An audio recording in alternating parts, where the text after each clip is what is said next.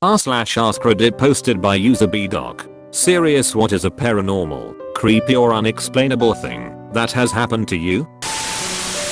Maybe 8 or 9 years ago, my younger brother was playing Xbox with our neighbor online. He was home alone and started freaking out, saying he could hear someone upstairs. A few minutes later he showed up at our house. He was probably 15 years old at the time, almost in tears. My brother, him, and myself headed back over to his place. As we went in, his dog was out walking in the kitchen, so I figured it was just the dog. Then we heard clear as day someone walking around upstairs. Instead of leaving, I didn't want to act scared or nervous, so I slowly went up the stairs. At the top of the stairs I could hear someone walking in his parents' room, and like a scuffling sound. Everyone was kind of behind me farther down the stairs and heard it too. The scariest part was that the dog started to whine. I yelled for anyone in the room to come out. After a minute or so of not hearing anything, we all rushed in. The room was empty, the closet was empty, the bathroom was empty. Needless to say, he spent the night at our house. Didn't happen to me personally, but my older brother died in the summer of 2012. He was born with Down syndrome and heart issues, and his heart simply gave out on him at the age of 21. Christmas was hands down his favorite holiday, other than his birthday. The first Christmas Eve after he died, my mother was up late playing Santa, as she did every year. I was obviously well into my teens at that point, but she still did it for my young siblings. She had stashed all of our Christmas gifts from Santa in the detached garage of our house. She was coming back into the house with the Santa gifts when she looked towards the stairs leading to the second story of our house and distinctly saw a figure sitting in the dark at the top of the stairs. She figured it was one of my younger brothers trying to catch a peek at Santa. She asked my stepdad to go put them back to bed, so he went up there to find them both dead asleep. We always figured it was my brother paying us a visit on the first Christmas without him. I've told this story here before. I used to take walks in the woods of Appalachia quite a bit when I was younger. I've told the story of turnarounds, so this time I'll just remember the basement. I came across a really old clapboard house. It was so old and decrepit that the floors had fallen in and only parts of the outside walls and some of the chimney still stood. I looked at it for a minute and then a thought pops in my head. If I go around the right side and around the back, I'll find some stairs leading down to the basement. I'm already here. I might as well go say hello. I walked around the house's right side and found the stairs. I went down them and I knocked on the door. After the second knock, I hear someone on the other side scrabbling at the locks on the other side. Like in a huge rush, I heard them mutter to themselves, "Just a minute. Don't go, don't go." All at once I realized where I was, what I was doing, and the fact that someone was about to open that door. I got the hell out of there, fast. I've never been back. This is long, but please bear with me. This is the creepiest thing to ever happen to me. I have a close friend whose family owns quite a bit of land that we regularly hunt and camp on. Normally we just go up for a few days or a weekend or whatever and bullshit in the woods and drink a bit and shoot for target practice in the summer. The property is set up so that there's a large clearing about 300 yards long and 200 yards wide where they have 2 travel trailers and 2 barns that we stay in and keep all the 4-wheelers and broken stand and feeders and corn and stuff in. On the west side of the clearing is probably 15 to 20 rows of pine trees that were planted for an agricultural tax write-off that are about 150 yards long. To the east and north are the dense woods we hunt. Without fail, every time, my friend's dad will call around 10:30 to 11 PM and challenge one of us to walk all the way from the trailer to the very end of the last pine tree row, where there's a corner formed by 2 fences meeting, unarmed and with no light source whatsoever. It's incredibly spooky and none of us have taken up his challenge. This is where it gets spooky. One night we are up at the property and it gets to be about 2 AM. Me and my friend leave his younger brother and our other friend in the trailer to go double check that the barn is closed up and everything is as it should be. On the way out, I grab my 32-30 rifle and he his 9mm. We make it around the barn, locking everything up, and decide to check the edges of the woods for any hogs or coyotes that may be foraging. We are making a big loop around the edges of the tree rows back to the trailer. casually glancing down them for any sign of animals. When we hit the last row, we freeze dead in our tracks as we see a large animal, probably a deer, roughly 2/3 of the way down the row. Slowly, we make our way about 45 to 50 yards down the row, only to find that this wasn't a deer.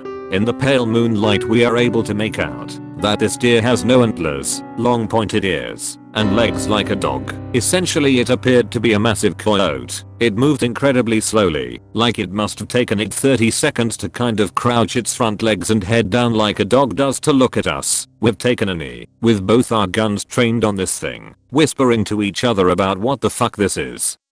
Debating whether or not to fill it full of bullets, we are too scared to even shine a flashlight on it. It slowly turned to stand broadside to us, then even more slowly turned its head first back towards us, then again the rest of its body so it's again facing straight at us. We noticed that its legs were extremely long and skinny, and its body was built like a deer's, rather than a coyote's, but it definitely had a coyote's head and tail. We had decided to blast this thing straight to hell, and we again raised our guns, and I pulled the hammer on my rifle to full cock, basically off safety. My friend decided our best bet was to aim at its upper chest, count down from 3, then shoot simultaneously. He started counting breathlessly, and I'm sure we were both drenched in nervous sweat, anxious to shoot, but when he said to, there was an extremely loud crash in the dense woods to our right, like a widowmaker falling. We both spun, guns up, sure we were being ambushed by another huge coyote/deer thing. We whipped back to where the animal had been standing, clicked on a flashlight, and it was gone. That was it. It had just vanished. We checked and double checked the area, and only found matted grass, where it must have walked. We were both absolutely stone cold sober at the time, and both double checked with each other months after, to make sure of what we saw. The next morning, I went out at the crack of dawn, to try to hunt some hogs, and posted up at the most active pig spot on the property, and the woods were impossibly still and quiet. I didn't even hear a hog or squirrel or anything other than some bird move all day, which is very unusual. He mentioned this to his dad, who got quiet and simply said that strange things happen on that property. It still rattles me to this day, and I have absolutely no explanation or even an inkling of what it could have been, or how a coyote would even get that big, or disappear so fast and quietly after moving so slowly before. TL. Doctor was hunting, possibly saw a skinwalker. Also, I work in a possibly haunted factory. Two things happened in my parents' house a few years apart, but it was crazy because I was telling the exact story when it happened. I was in college, but home for the summer, and me and my boyfriend were messing around in my room upstairs with the door closed. Parents weren't due to be home. Not worried. All of a sudden there's a huge bang on my bedroom door that made the walls shake, and we are like, oh shit, my dad's home and he's pissed. So I open the door and go downstairs ready to take my punishment in shame, and it's dark. I look around and open the door.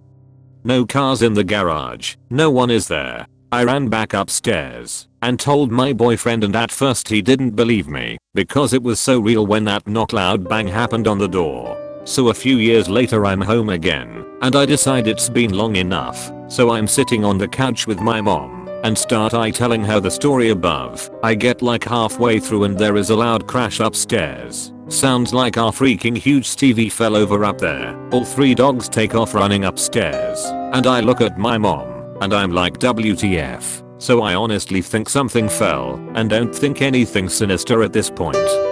Go up there and search every room and nothing is amiss. Then I'm like checking the attic thinking some crazy person has moved in up there or something. I watched too many crime shows, but nothing. I couldn't even sleep that night, it was so weird.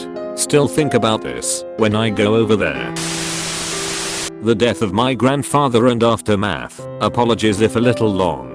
My grandfather died when I was 10 years old, and despite him being a very rough parent, I loved him to death for his life teachings and the fact that I saw him as my father, one of the few men I'll ever respect fully in life. The first instance regarding him was when he was in the hospital. He was declining in health, ended up put on life support, and eventually became completely unresponsive, even when my grandmother was there, the day of his death. Before we were told he died, I remember the dream clearer than anything in my life. I was out at school and I remember my mother pulling me out for a family emergency as we kept getting closer and closer to home. I noticed that my dream started getting darker and darker in terms of being able to see until it was eventually just pure black, but I could still make out noises and sound. Heard car doors open and close, footsteps, door open and closed followed by constant crying from multiple people, dogs barking, and then it just went completely silent and stayed that way. I started hearing like cracking, something, I don't know what. But something was cracking / breaking. That woke me up and I looked around in my room. It's dead of the night around 1 AM. Went into my living room. Everything was fine. Tried to go back to bed but couldn't sleep. Finally, after what felt like hours just laying awake, I was drifting asleep. I heard someone say no tears and I fell asleep right after that. My dream revolved around my mother getting a call that my grandfather had died that day, and she waited until everyone woke up to tell us this is actually what happened, except for my grandmother was the one who got the call. When she told everyone, they all started crying and I got called heartless because I didn't cry. I guess my dreams prepared me for it. I didn't cry regarding his death at all until we actually spread his ashes on his mother, father and brother's graves. My mother always interpreted that dream as my childhood innocence becoming clouded and breaking because after his death I had a completely changed in my attitude towards everyone. Second time, this was 3 years after his death. I was a complete black sheep to the family and we were always in a constant fight with each other. I started sleeping over at one of my friend's house more to get away from my family. One day we were looking at stupid apps on our phone and we found a ghost tracker that would ping a location where a ghost or multiple are at. It worked like a sonar you see in a submarine. Bullshit app, I know, but we downloaded it and screwed around with it. Green dots meant friendly ghost, yellow was an uncertain ghost, and red was a vengeful spirit / demon. We go running through his house, picked up a few green dots, thought it was legit, ran outside near the parking lot, found a few yellows, went back to his house and my friend scanned me and a red dot appeared. He showed his mother and made a joke that I'm being possessed. Big mistake. She was a devout Catholic who said I needed to go home for harboring an evil spirit. She was older. Didn't understand it was just a bullshit app. But whatever. Anyways, I go home. Nobody is home. And I jump onto my Xbox. I started thinking about things and putting some self-doubt that maybe the app is right, but I ignore it. I started zoning while playing my game. And I heard someone calling my name a few times. I ignored it as first, but then it got constant and finally a little louder, and I turned around and screamed to shut the fuck up, thinking it was my mother just being annoying. I turned into a complete asshole at this point and our family always fought, so this was normal. My dog a few moments later was fixated on me and would not stop barking at me. Finally dog stopped. Time passes, everyone comes home. Grandmother goes straight to her room and my mother says she's surprised I'm home. Told her I got kicked out. She thought I did something and I showed her the app as the reason for it. There was a yellow dot in the house, somewhat near where my mother and I were at. The sonar started going and the yellow dot moved each time the sonar blipped. Funny enough, the same dog that was barking at me starts randomly walking while looking somewhat up at an angle into my grandmother's room. The app then kept the dot stagnant in my grandmother's room, which my mother and I followed, and we found our grandmother overtaking her medication to help her sleep. After that, the dot disappeared. We did get green dots throughout the house after that at random, but they didn't move and would disappear as quickly as they appeared, whereas this one stayed for a while. My mother thought it was my grandfather checking in on everyone and went to his wife's room to check on her. That dog was his dog, and she thought it got how it did with me because I was being aggressive to my grandfather. Either way, my mother had talked to herself for a little, hoping he was there to listen, and then prayed for him. I really don't believe in ghosts or spirits or the such.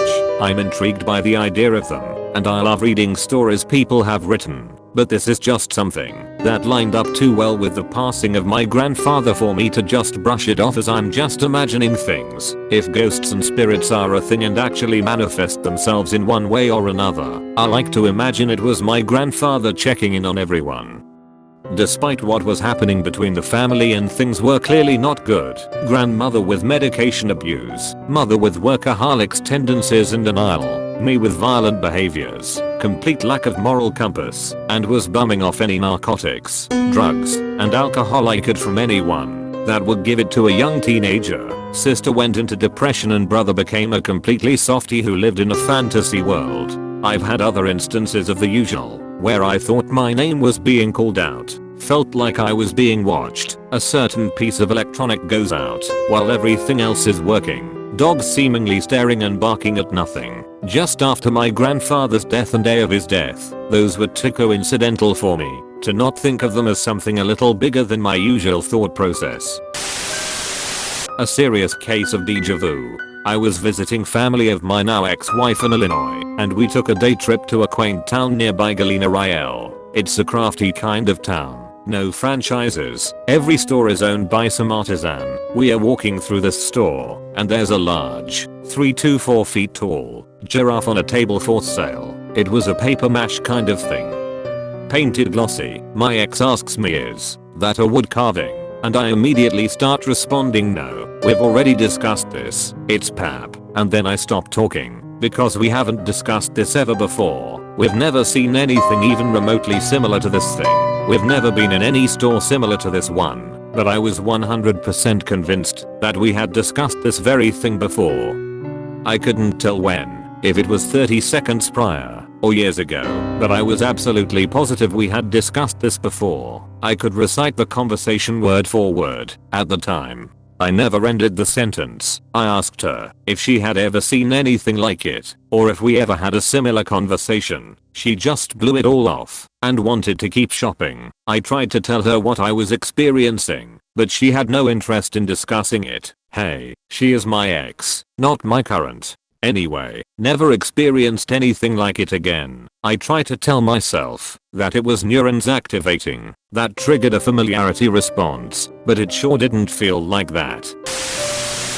When I was the editor of the campus magazine, my team would on occasion stay the night in the newsroom when we were rushing out an issue. It was a huge campus, 33.5 hectare, and we were the only people, apart from the security guards, who would be in the grounds. The toilet closest to us was also the creepiest. It was located at the end of an inordinately long dark corridor that had a very high ceiling, and I think the high ceiling was the reason why the bulb had never been replaced after it blew. It was long enough that the light from both ends left the middle of the passage so dark that you could trip over something if someone had left it there, and it was a long enough walk that you could feel the seconds tick by as you walked down it. Extremely uncomfortable. It was creepy enough that on nights that we'd stay back, the guys in the team would hold off going to the toilet until everyone had to go, and even then, they'd insist I had to go along with them too. I was the only girl in the editorial team, but I also happened to be the only one who wasn't affected by the corridor the way they were, because I didn't believe in ghosts.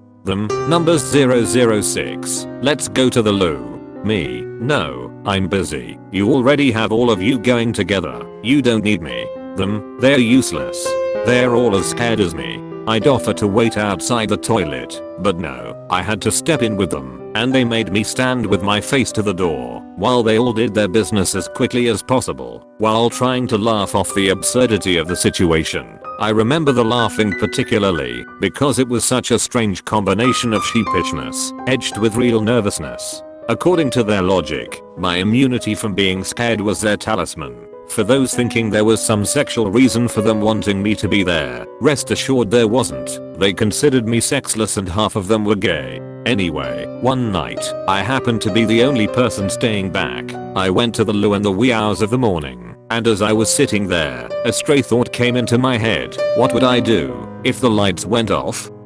It was one of those hypothetical questions that I'd often entertain, so nothing special there. I mulled over it for a couple of seconds and decided if that indeed happened, I'd laugh. Immediately, the light went off. Not all the lights, mind you, just the one directly over my cubicle. I had a split second where my mind went HM, and then because my prior decision was still fresh in my mind, I forced out a laugh. Ha. I finished up my business, washed my hands, and walked back to my newsroom down that dark corridor. I didn't experience fear, just a number of ado, but I also remember holding my mind in a vice grip, refusing to let my mind wander off beyond the mundane task of getting back to the newsroom. I remember thinking very distinctly, if you start running, you're going to be fucking terrified. And that was it. In the years after that, I often wonder what happened there. Coincidence? Someone pulling a prank? Unlikely, because the light switch controlled both fluorescent light tubes in the toilet.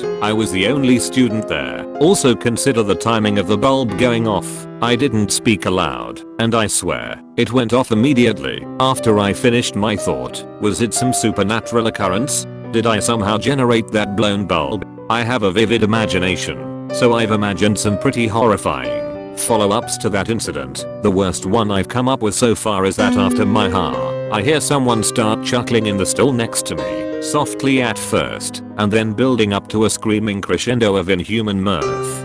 TLDR, was alone in a toilet, imagined the light going off, and it immediately did.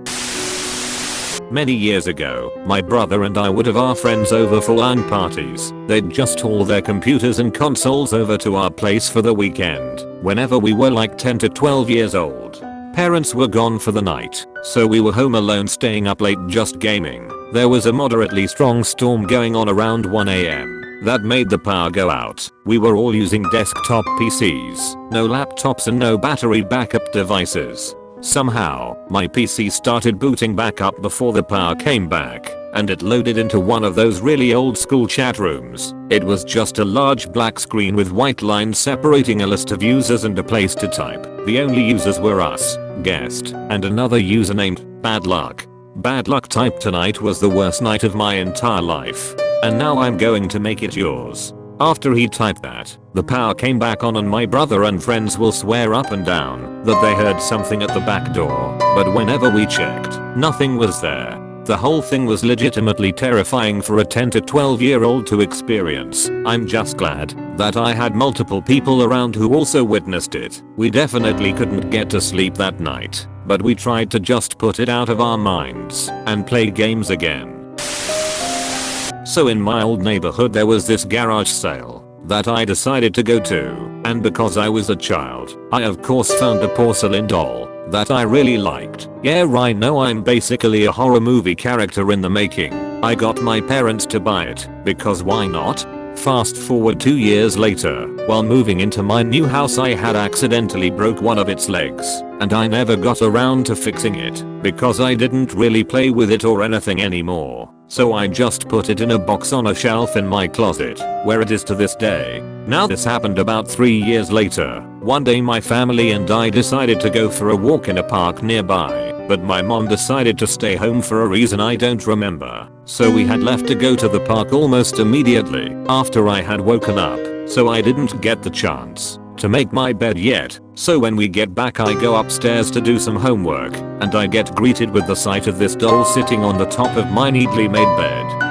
And on top of that, its leg is now fixed. Okay, no biggie. My mom just probably made my bed, and for whatever reason found the doll, fixed it, and put it on my bed. And I would have found this sweet, if not for the fact that, after I asked my mom about it, she said she had gone grocery shopping with the newly bought groceries as proof, and had no clue about the doll. So yeah, I put it back in the box, covered it with salt, and it now stays in my closet, because my mom doesn't want me burying it, because she's very religious, and says it would make the situation worse. But now I hear tapping noises in my closet at night. That is most definitely a human finger, so okay mom, just let your daughter become possessed by a mysterious doll thing. But I mean, it wasn't completely horrible, at least it made my bed for me.